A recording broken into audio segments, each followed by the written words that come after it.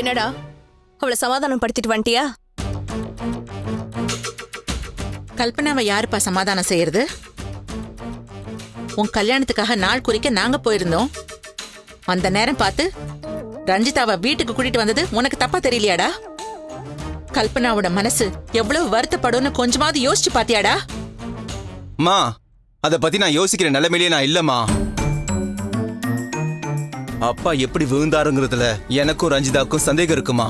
அவர் தானா வேலை, யாரோ அவரை தள்ளி விட்டு தான் விழுந்திருக்காரு. அதை கிளியர் பண்றதுக்காக தான் நான் ரஞ்சிதாவை இங்க கூட்டு வந்தேன். இத்தனை நாள் இல்லாத சந்தேகம் உனக்கு எப்படி திடீர்னு வந்துச்சு? அம்மா, ரஞ்சிதா தான் கொஞ்சம் கொஞ்சமா இவனை ஏத்தி விட்டு இவன் மனசையே விஷமாக்கி இருக்காமா. இங்க பாரு வித்யா, யாரும் என்னை ஏத்திலாம் விடல. எனக்கும் யோசிக்க தெரியும். அப்பா எப்பவுமே நிதானமா தான் நடப்பாரு, கவனமா தான் இருப்பாரு. அவரு தவறி விழுந்தாருங்கிறது என்னால நம்பவே முடியல. அப்படின்னா அப்பா ஹாஸ்பிட்டல் இருக்கும் போதே நீ இதை பத்தி பேசிருக்கணும்ல. இத்தனை நாளா விட்டுட்டு இப்ப கேக்குறேன்னா அப்ப அதுக்கு பின்னாடி அவ தானே இருக்கணும். அருண், இந்த வீட்டுல இருக்கிறவங்க எல்லாம் நம்ம குடும்பத்தை சேர்ந்தவங்கடா. அவ சொல்றாங்கிறதுக்காக நம்ம குடும்பத்து மேலே நீ சந்தேகப்படுவியா? அக்கா, சந்தேகப்பட்டா தானக்கா உண்மையை கண்டுபிடிக்க முடியும். அவர் தவறி விழுந்துட்டாருங்கிறது தான் உண்மை. இந்த பேச்ச இதோட விட்டுருங்க.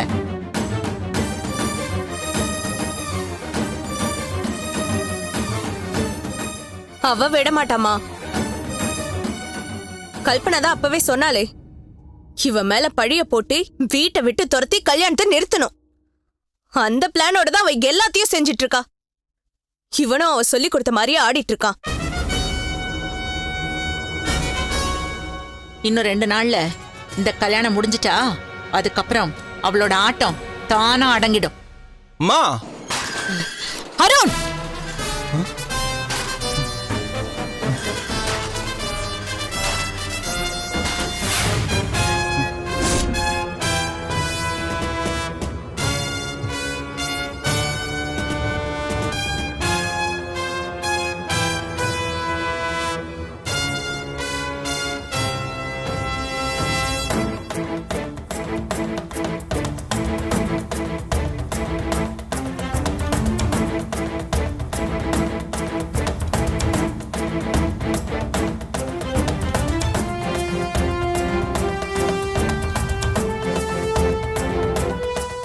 உள்ள வரலாமா அருண்? அது வந்து யாருங்க இவங்க? தெரியலையே. யாருப்பா இவங்க?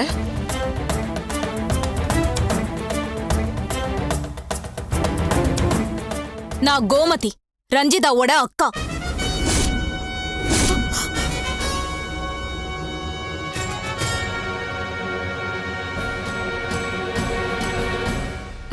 அக்கா வாங்கக்கா. அக்கா வாங்கக்கா, உள்ள வந்து உட்காருங்க. வாங்க. ஹே சுதா, உள்ள வந்து உட்காருங்கன்னு உபசரிக்கிறதுக்கு அவங்க ஒன்னும் விருந்தாளி கிடையாது, வேண்டாதவங்க. வித்யா, வேண்டாதவங்களாவே இருந்தாலும் வீடு தேடி வந்தவங்கள உள்ள வாங்கன்னு கூப்பிடுறதுதான் முறையே. சீதா, ரஞ்சிதா விஷயத்துல முறையெல்லாம் பார்க்க வேண்டாம். அதுக்கு அவசியமே இல்ல. நீ ரஞ்சிதாவை பார்க்கணும்னா அவ வீட்டுக்கு போ. இங்க எதுக்கு வந்த? அவ வீடுங்கிறது இதுதானே?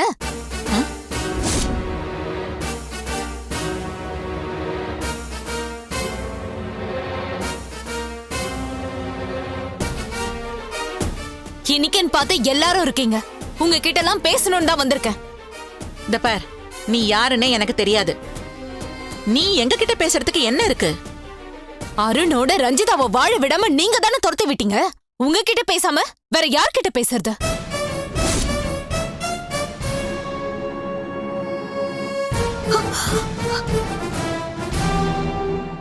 அருண் எதுக்கு அவளோட வாழணும்?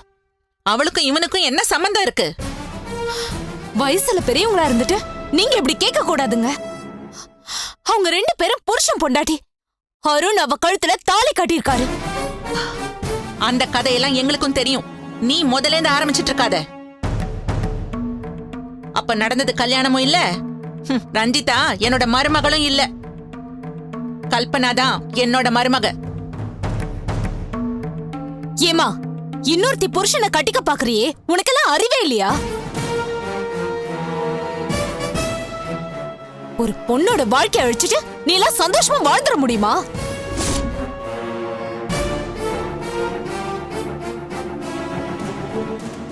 ஏய், தேவையில்லாம என் மருமகளை பத்தி நீ தப்பா பேசிட்டு இருக்காத.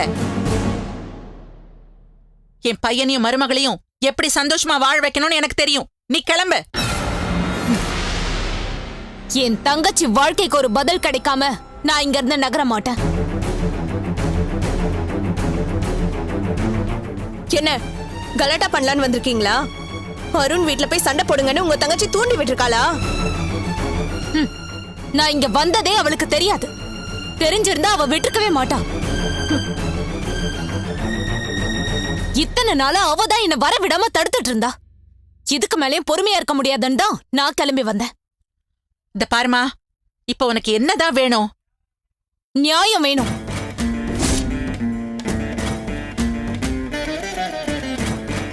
என் தங்கச்சி என்ன தப்பு செஞ்சா? ஒரு இக்கட்டான சூழ்நிலையில அவ கழுத்துல தாலி ஏறிடுச்சு. அவ மனசுக்கு பிடிச்சவர் தானே அந்த தாலியை கட்டினாரு. அவரோட குடும்பம் தான் எல்லாமும் நம்பி அவ இங்க கிளம்பி வந்தா. அவளை போய் நாடகக்காரி வேஷக்காரின்னு முத்திர குத்தி வெளியே அனுப்பிட்டீங்களே, உங்களுக்கு என்ன மனசாட்சியே இல்லையா? இந்த வீட்ல இத்தனை பேர் இருக்கீங்க, ஒருத்தர் கூட நியாய தர்மத்தோட நடந்துக்க மாட்டீங்களா? அவ இந்த குடும்பத்துக்காக எவ்வளவு செஞ்சிருப்பா, என்னெல்லாம் கஷ்டப்பட்டிருப்பா. அது எல்லாத்தையும் ஒரு நிமிஷத்துல மறந்துட்டீங்கல்ல? அவ மனசார எதையுமே செய்யல. எங்க மனசுல இடம் பிடிக்கிறதுக்கு தான் அப்படி செஞ்சா. புகுந்த வீட்ல எல்லாருக்கும் பிடிக்கிற மாதிரி நடந்துக்கணும்னு நினைச்சிருக்கா. அதுல என்னமா தப்பு இருக்கு? அதுக்காக அவ குணத்தை ஒண்ணு மாத்திக்கலையே. அவ இயல்பே அதுதாங்க. நீங்க தான் அவளை தப்பா புரிஞ்சிட்டு இருக்கீங்க. உங்க தங்கச்சிக்கு நீங்க நல்லவன் தானே சர்டிபிகேட் கொடுப்பீங்க. அவ நல்லவளாவே இருக்கட்டும், எங்களுக்கு அவ வேணாம். ஏன் வேணாம்? காரணத்தை சொல்லுங்க. அவ நேர் வழியில இங்க வரல. எங்க குடும்பத்துல வந்து செட்டில் ஆகணும்னு அவ போய் சொல்லி நடிச்சிருக்கா, நாடகம் போட்டிருக்கா. நீங்க பேசுறதெல்லாம் உங்களுக்கே அபத்தமா தெரியல? நீங்க என்ன பெரிய கோடீஸ்வர குடும்பமா? காரு பங்களா நகை நட்டுன்னு வசதியாவா வாழ்றீங்க? இல்ல பணத்திலே படுத்து உருள்றீங்களா?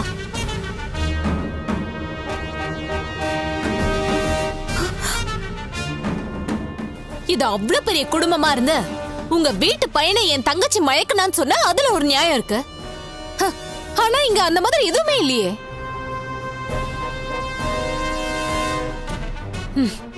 உங்க குடும்பத்துக்கு ஊரை சுத்தி கடன் இருக்கு. உங்க பிரச்சனையை தீக்கிறதுக்காக அவளும் கடன் வாங்கியிருக்கா. அவ நகையையும் அடமானம் வச்சிருக்கா.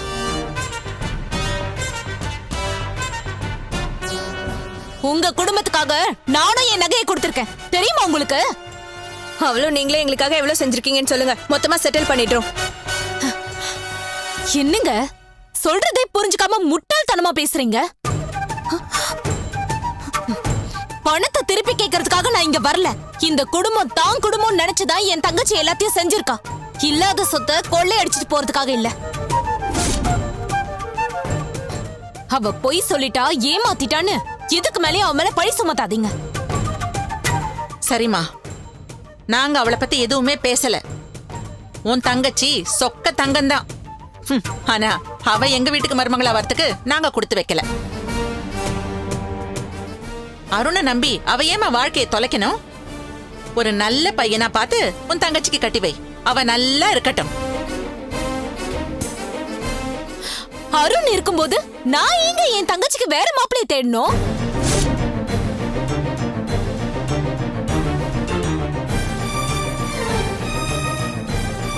அருண் தான் ரஞ்சிதாவோட புருஷன்.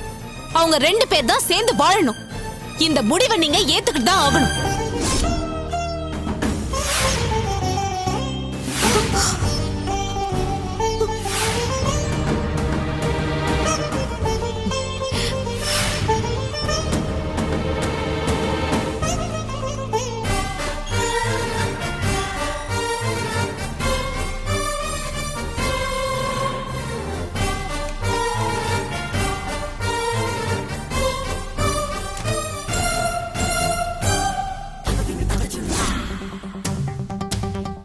ரஞ்சிமா, வாட் அ சர்ப்ரைஸ்.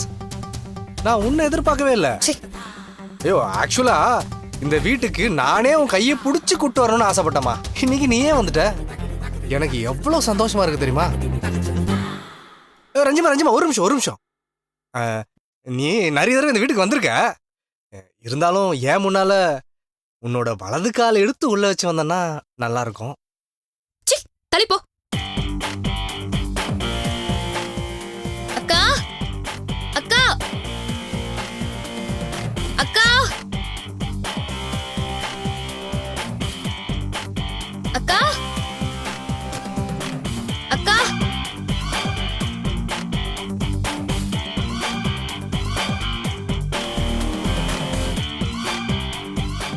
அக்கா ரஞ்சிதா, வீணா மாடி ஏறி போய் எனர்ஜி எல்லாம் வேஸ்ட் பண்ணாத. உன் அக்கா அங்க இல்ல. அக்கா வீட்ல காணோம். அக்கா எங்க போயிருக்கா? தெரியல. தெரியலையா? இல்ல நீ அவளை ஏதாவது செஞ்சு மறைச்சு வச்சிருக்கியா? என்ன ரஞ்சிதா நீ இப்படிலாம் கேக்குற? Still I love Gomathi. ஏன் ஆசை பொண்டாட்டிய நான் என்ன பண்ண போறேன்? அவன் எங்க போனானும் சொல்லிட்டு போல, எப்ப வருவானும் சொல்லல, போனும் சுவிட்ச் ஆஃப். நான் என்ன பண்ண முடியும்? ஒரு நிமிஷம். என்னம்மா அதுக்குள்ள கிளம்பிட்டா? இவ்வளவு தூரம் வந்திருக்க, இந்த மாமா கிட்ட பேசுறதுக்கு உனக்கு ஒண்ணுமே இல்லையா? அன்பா பாசமா என்கிட்ட ஒரு 2 வார்த்தை பேசலாம்ல? எனக்கு உன்கிட்ட பேச எதுவும் இல்ல. நான் என் அக்கா கிட்ட தான் பேசணும். ஓ, கல்பனா எதுக்கு கால் பண்றா? ரொம்ப முக்கியமான விஷயமோ? நான் ஏன் திரும்ப கல்பனா கால் பண்றா?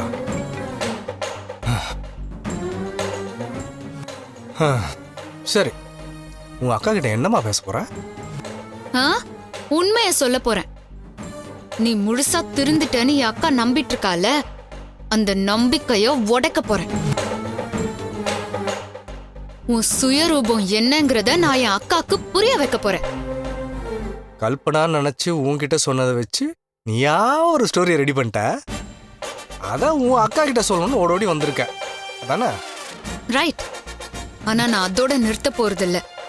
உன்னை பத்தின எல்லா விஷயத்தையும் இன்னைக்கு நான் என் அக்கா கிட்ட சொல்ல போறேன். அது சரி, கோமதிக்கு தான் எல்லாமே தெரியுமே, புதுசா நீ என்ன சொல்ல போற? உன் கால் உடைஞ்சு வீட்டுக்கு வந்ததுக்கு அப்புறம் நீ நல்லவன்னு ஒரு வேஷம் போட்டு ஆடிட்டு இருக்கல்ல, அந்த நாடகத்தை பத்தி என் அக்காக்கு எதுவும் தெரியாது. அந்த வேஷத்தை கலைச்சாதான் நீ எவ்வளவு பெரிய அயோக்கியன்னு என் அக்காக்கு புரியும். நான் யாருன்னு இதுக்கப்புறம் அவளுக்கு புரிஞ்சு என்னமா ஆக போகுது? நீ புரிஞ்சுக்கோ, அப்பதானே நம்ம வாழ்க்கை நல்லா இருக்கும்.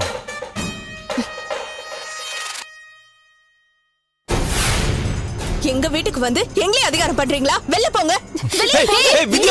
முடிவு தெரியாம இங்க போக மாட்டேங்க. எங்க முடிவை தான் சொல்லியாச்சு இல்லம்மா. அந்த முடிவெல்லாம் என்னால ஏத்துக்க முடியாது. ஏத்துக்க முடியலனா என் தங்கச்சியோட வாழ்க்கை போச்சு எங்கேயாவது போய் ஒப்பாரி வச்சு அழுங்க. அவ என்னமோ பெரிய யோகிய மாதிரி நியாயம் பேசிட்டு இருக்கீங்க. என்ன பேசிட்டு இருக்க நீ? அருண், நீ சும்மா இரு அருண். வித்யா, உன் பேச்சு எல்லாம் மீறி போய்கிட்டு இருக்கு. மாமா, என் வீட்டுக்கு வந்து பிரச்சனை பண்ண நான் இப்படிதான் பேசுவேன். இவங்க ஒண்ணும் பிரச்சனை பண்ண வரல. அவங்க தங்கச்சி வாழ்க்கையை நினைச்சு பயப்படுறாங்க. அந்த பயத்திலயும் ஒரு நியாயம் இருக்கு. இவங்க சொல்றத மறுக்கிறதுனாலும் அதுக்குன்னு ஒரு முறை இருக்கு. இப்படி எடுத்தோம் கவுத்தோன்னு வார்த்தையை விடக்கூடாது. அத்தை, நீங்க 2 பேரும் ரஞ்சித் ஆளுங்க தானே? அதான் உங்க அக்காக்கும் நல்லா ஜால்ரா தட்டுறீங்க.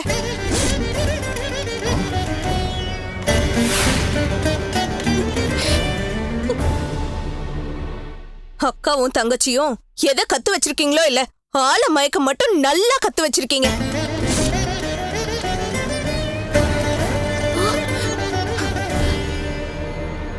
என்னாலயும் இதை விட மோசமா பேச முடியும். அந்த அளவுக்கு கீழே இறங்க வேணான்னு பாக்குறேன்.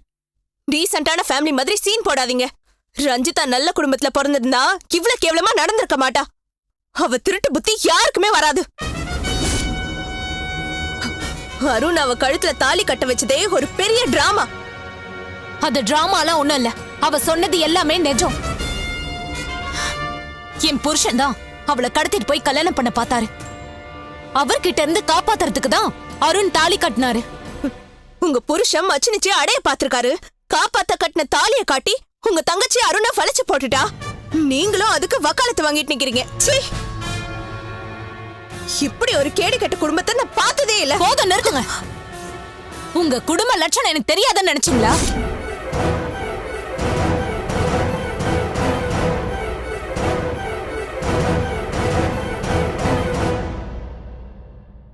நீங்க எல்லாரும் நல்லா இருக்கணும் தான் ஹாஸ்பிட்டலு, போலீஸ் ஸ்டேஷன், கோர்ட்டுன்னு என் தங்கச்சி பகல அலைஞ்சிருக்கா.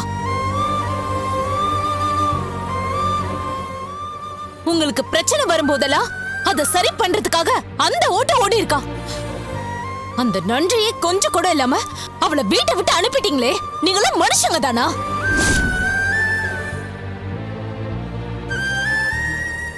எங்க வாசல்ல நின்னு இப்படி சத்தம் போடுறீங்களே, நாங்க இங்க கௌரவமா வாழ்ந்துட்டு இருக்கோம்.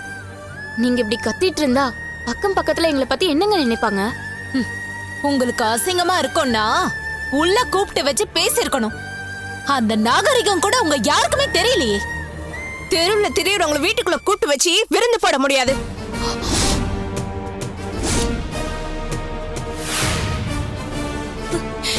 ஏய் வித்யா, அவங்க கிட்ட கொஞ்சம் மரியாதையா பேசு. என்னடா அவங்கள ஒரு வார்த்தை சொன்னோனே உனக்கு கோவம் பொத்துக்கிட்டு வருதோ? நம்ம வீட்டு முன்னாடி நின்று வாய்க்கு வந்தபடி பேசிட்டு இருக்காங்க. இவங்கள விரட்டி அடிக்க துப்பு இல்லாம என்கிட்ட கோவப்படுற? எனக்கு ஒரு விஷயம் புரியலங்க. இந்த வீட்டுக்கு பெரியவங்க நீங்க தானே. உங்களுக்கு அப்புறம் தானே இவங்க எல்லாருமே.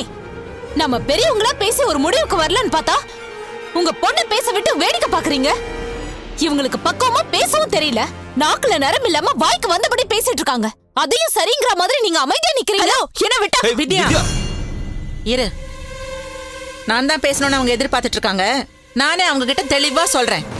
இந்த பாருமா, நீ இங்க நின்னு சண்டை போடுறதுல ஒரு பிரயோஜனமும் இல்ல. என்னால உன் தங்கச்சியை இந்த வீட்டு மருமகளா ஏத்துக்க முடியாது. ஏன் ஏத்துக்க முடியாது? எனக்கு பிடிக்கல. உங்க பையனுக்கு பிடிச்சிருக்கே.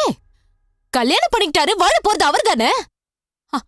அவர் விருப்பத்தை மதிக்காம உங்க விருப்பத்தை ஏத்துக்கணும்னு எப்படிங்க எதிர்பார்க்கறீங்க?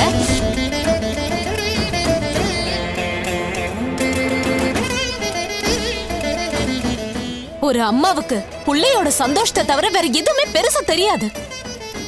ஆனா நீங்க உங்க வீம்புக்காக, உங்க சந்தோஷத்துக்காக உங்க பையனோட வாழ்க்கையை பறிகொடுக்க துடிக்கிறீங்க.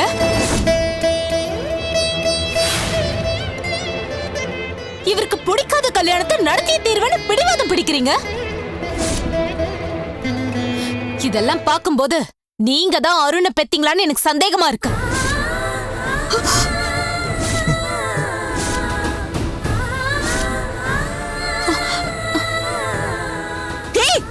என்ன வார்த்தை சொன்ன? உன் நாக்கு இருக்காம வித்யா, வித்யா விடு, அமைதியா கொஞ்ச நேரம் ப்ளீஸ். கோமதி, என்ன இதெல்லாம்? நீங்களாச்சும் கொஞ்சம் நிதானமா பேச மாட்டீங்களா? அருண், என்ன பேச வச்சதே உங்க அக்கா தான். ஐயோ, என்னடா அவங்க சொன்னது அமைதியாட்டியா? உனக்கு சூடு சொன்னே இல்லையாடா? இவங்க பேசின பேச்சுக்கு நீ கழுத்தை பிடிச்சு வெளில தள்ளி இருக்கணும், இல்ல 4 அரை அரைஞ்சிருக்கணும். வித்யா, நீ கோவப்படாத. இவங்களுக்கு நான் பதில் சொல்லிக்கிறேன். அருண நான் தாமா பெத்தேன். என் பையனுக்கு எது நல்லதுன்னு எனக்கு தெரியும்.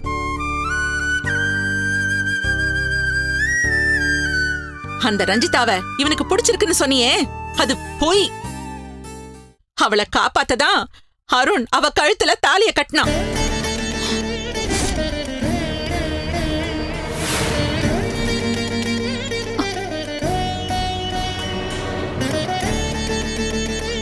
உன் தங்கச்சி அத நிஜம் கல்யாணம்னு நினைச்சதுதான் பெரிய தப்பு. அத வச்சு அவ ஒரு வாழ்க்கையை தேடிக்கணும்னு ஆசைப்பட்டது அதை விட பெரிய தப்பு. மனசால என் பையன் உன் தங்கச்சிய விரும்பல. அவதான் தாலியை காட்டி பயமுறுத்தி என் பையன் மனச கலைச்சிருக்கா.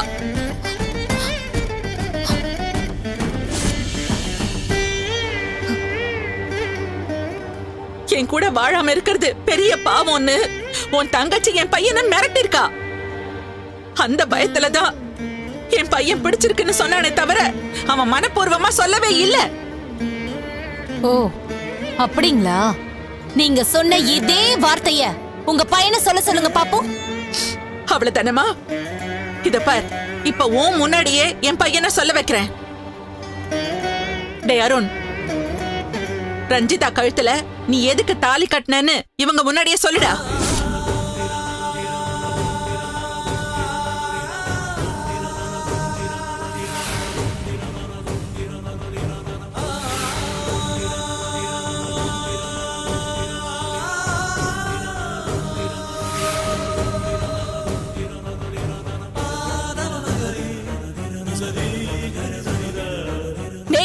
அம்மா கேக்குறாங்களே, பதில் சொல்லுடா.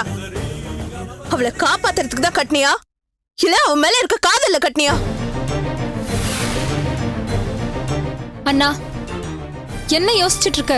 இதுதான் சரியான நேரம். எல்லார் முன்னாலையும் வச்சு உன் மனசுல இருக்கிறத ஓப்பனா சொல்லுனா.